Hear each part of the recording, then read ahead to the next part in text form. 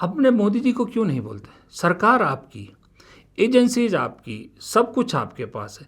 सरकार के लिए तो हार्डली आधे घंटे का काम है पूरी डिटेल निकालने का कि राहुल गांधी कब कब कहाँ गए, किसने टिकट कराई, कहाँ ठहरे, किसने पेमेंट करी। ये जानना एक केंद्र की सरकार के लिए कितना मुश्किल है। आधा घंटा भी नहीं लगेगा, लेकिन वहाँ नहीं बोलेंगे, पब्लिक को बता रहे हैं। इसका मतलब मोदी सरकार नाकारा है, जो इतना भी नहीं पता कर पा रही, इसलिए इसका जवाब राहुल गांधी से मांग रहे हैं। इसका मतलब तो यही है ना कि सरकार नाकारा है, सरकार के बूते की कोई बात नहीं है, सरकार को ये नहीं आता है करना।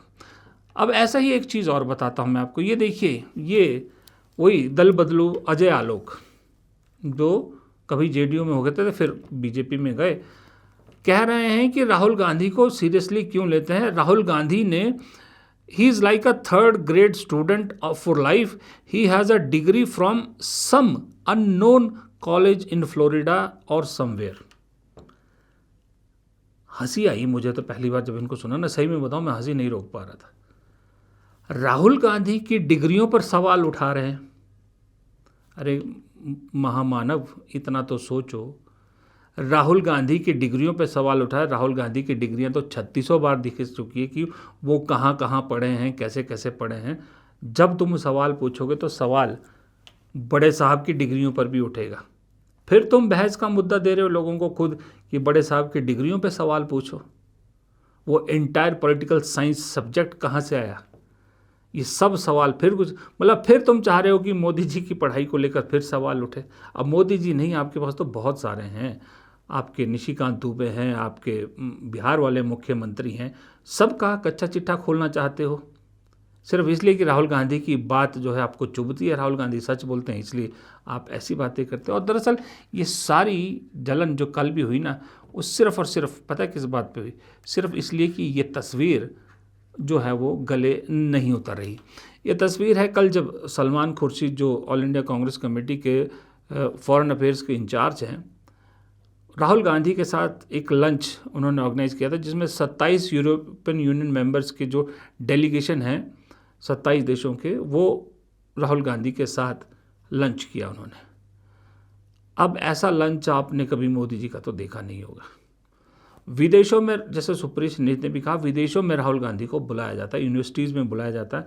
वो कभी मोदी जी के साथ हो नहीं सकता।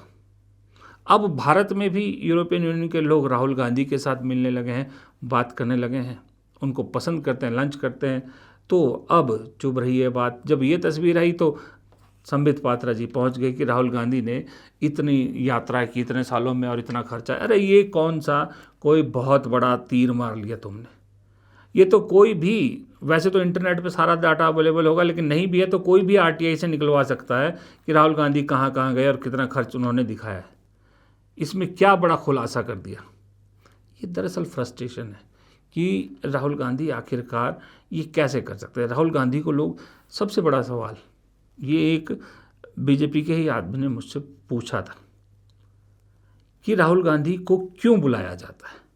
ये सबसे बड़ा सवाल बीजेपी के हर आदमी के दिन, कि राहुल गांधी में ऐसा क्या है कि उन्हें यूनिवर्सिटीज़ भी बुलाते हैं, उन्हें कॉलेज भी बुलाते हैं, उनसे यूरोपियन यूनियन के लोग भी मिलते हैं, उन्हें अलग अलग डेलीगेशन भी मिलते हैं। क्यों मिलते हैं? बस ये क्यों चुभा हुआ है, ये क्वेश्चन मार्क जो है ना, बहुत बुरी तरह से चुभ रहा है और उसकी चुभन से निकल नहीं पा रहे। इसलिए इस तरह की अनर्गल बातें करते हैं, जिससे अपनी ही सरकार की कॉम्पिटेंस पे सवाल उठाते हैं, अपने ही सरकार के मुखिया के पढ़ाई लिखाई पर सवाल उठवाते हैं, फिर कहते हैं कि नहीं, प्रधानमंत्री का अपमान मतलब देश का अपमान।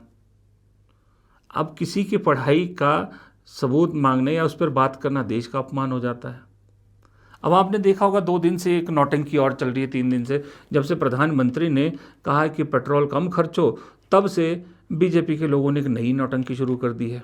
अब मोदी जी की 2 गाड़ियां दिखाई जाती है कि देखिए मोदी जी ने काफिला छोटा कर दिया, उसके अंदर मोदी जी थे या नहीं थे किसी को नहीं मालूम।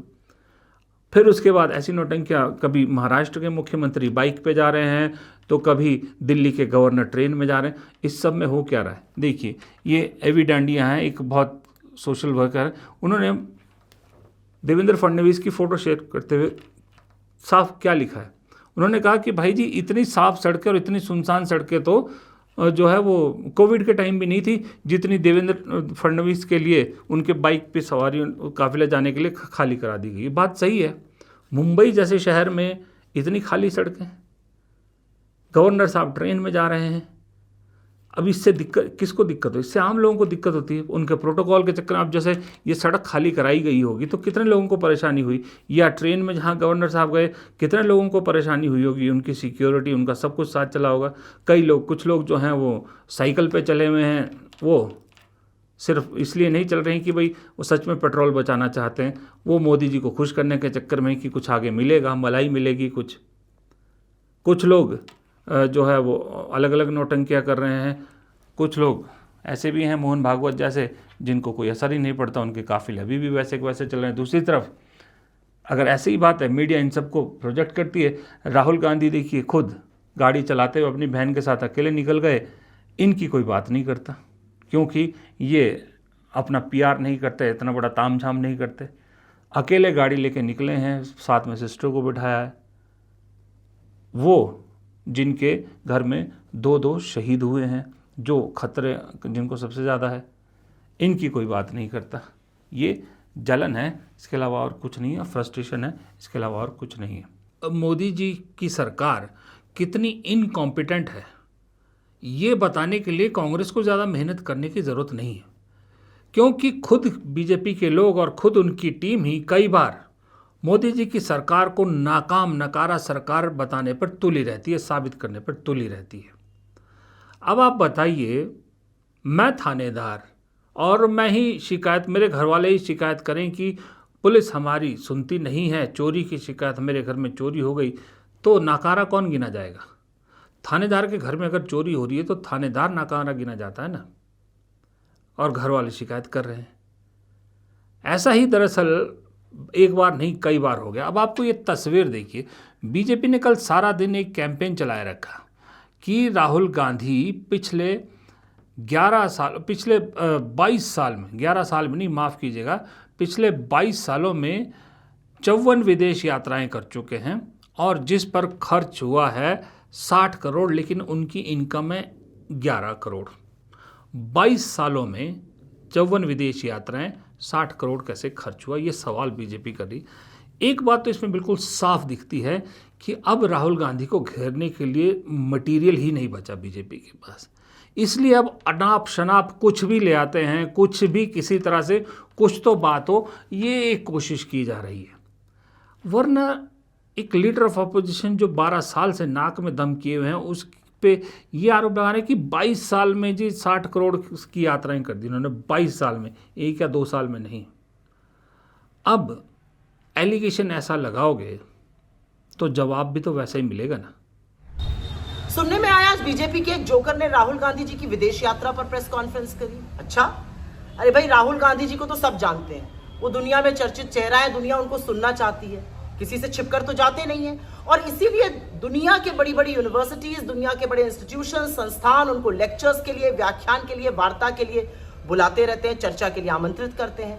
अब नरेंद्र मोदी को तो विदेश जाकर गलबैया करने से, पप्पी झप्पी करने से, ही की करने से फुर्सत नहीं है।